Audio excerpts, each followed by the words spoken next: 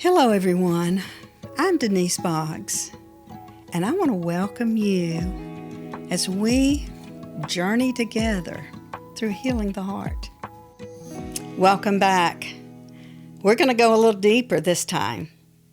I love healing the heart because as the heart is being healed, I'm telling you, you're going to progress in areas in your life that had been stuck, just shut down. And so today what we're going to talk about is how the vows we make to ourselves, the promises we make to ourselves, when we are children, really, or teenagers, but especially in childhood when you're hurt by a parent and you can say, I'll never be like my dad. I'll never be controlling like my mom. I remember saying it. I do. I remember. You may remember also. I remember saying, I will never trust my dad again. And then I remember making the vow, I can't trust anyone. I'll take care of myself. That's a vow as well. I will take care of myself. Now, in Proverbs, I want you to look at the scriptures. Proverbs says this, and it's Proverbs 20, 24, and 25. It says, the steps of a man or a woman are ordered by the Lord. They're ordered by the Lord. Our steps are ordered according to who God's called us to be and His plan and purpose for our lives. He's ordered our steps. But do you know that when we speak a vow, we reorder our steps? We reorder our steps.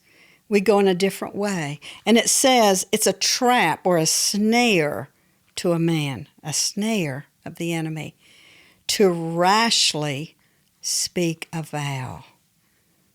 It's a snare to your soul. In King James, it says it's a snare to the soul. So the soul is your mind, your will, and your emotions. And so you can rashly, I'll never, that's rashly, I'll never.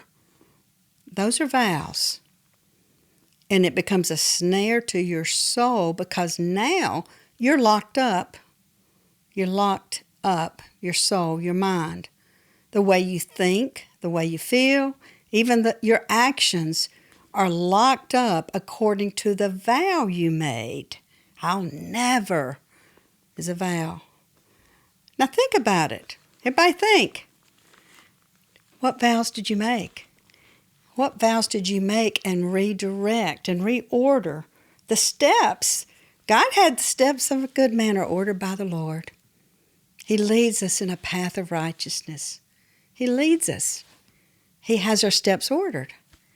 But when we rashly make a vow, then we are saying, I'm going to do it my way. I will not do such and such. Okay? Now, for me, I'm going to tell you a little bit about my vow. When I vowed, when my dad left, and I vowed, I'll never trust anybody to take care of me. I'll take care of myself. Now, that was a promise that I made. Now, that was not me saying I'm going to trust God to take care of me. No. That was completely locking myself, my soul, out of the plan of God because I'm going to take care of myself. God had a plan for me. He had a plan. But when I said, I'll take care of myself, I locked myself away from the plan and purpose of God. And now I'm relying on my own strength, my own plans, my own purpose. I've got this thing planned out. Guess what? I was only 9. Excuse me? I can remember at 10, I'll take care of myself. I don't need anybody. I'll take care of myself. So you have to understand something.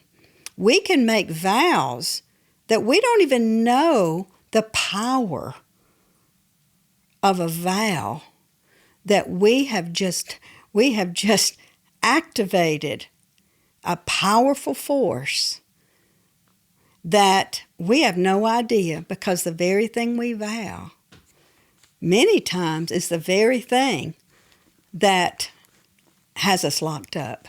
We're locked up. We have come against the plan and purpose of God. At least that's the way it was in my vow. Now, my husband vowed, no woman will tell me what to do. Oh, my goodness. So he would hear everything I would say to him through the vow. You hear through your vows. You hear. His vow was, no woman will tell me what to do. So I could ask him to go get a gallon of milk at the grocery store. And he's hearing me, she's telling me what to do. So by the time he comes home with a gallon of milk, he's upset. He's mad because I told him what to do. I didn't know I'm telling him what to do. But see, his vow was in his mind, the way he interpreted what I'm saying was based on the vow. Okay? So his vow was different than my vow. His vow would be an interpretation. My vow was an action. I am going to take care of myself. So I'm going to be doing what I want to do. And I just thought of this. In a sense, he's not going to tell me what to do either. I'm going to take care of myself. I'm going to do what I want to do. So do you see how even in a marriage, your vows can affect the two becoming one, the marriage vows. I found this in our ministry, that your vows you make to yourself will be in direct conflict with your marriage vows. And so vows that were made in childhood or teenage years need to be recognized, because your marriage vow is saying now, I'm going to love you, I'm going to share my life with you, and then your spouse is the same way. But in every area where you've made a vow to yourself, you can't share with your spouse. You're in self-preservation. You're taking care of yourself. So I want everybody to consider working through the vows so that you can get back in alignment with the steps of God. The steps of a good man are ordered by the Lord. The plan, the purpose that God has for you. You've got to get back in line with what He's called you to. So you've got to recognize every vow that's blocking and hindering you from carrying on and carrying out the plan and purpose of God. Again, go to our website, look at the Stony Heart book. You might want to consider that one. You might want to consider another one of the books called Generational Iniquity, because your vows can come even out of generational things. That you vow, I'll never be like my grandpa. He lost everything, and now you're losing everything financially because you vowed, I'll never be like him. But you've carried it on. So generational iniquity can have a factor in vows we make. So consider getting that workbook as well, working through it. And we are setting up a system in our ministry where we're going to help you as you work through these materials, that if you would like to have someone work with you personally through them, we're going to make ourselves available for that. And then, of course, there's a Healing the Heart retreat where you come and begin to understand in a deeper way how painful things have an effect on you and how stones form in the heart. You make vows, and then you get locked up in these cycles, these reoccurring cycles out of a vow, because it's a snare to your soul. All right, I hope this has helped you, and go to our website and get the materials to help you. God bless you.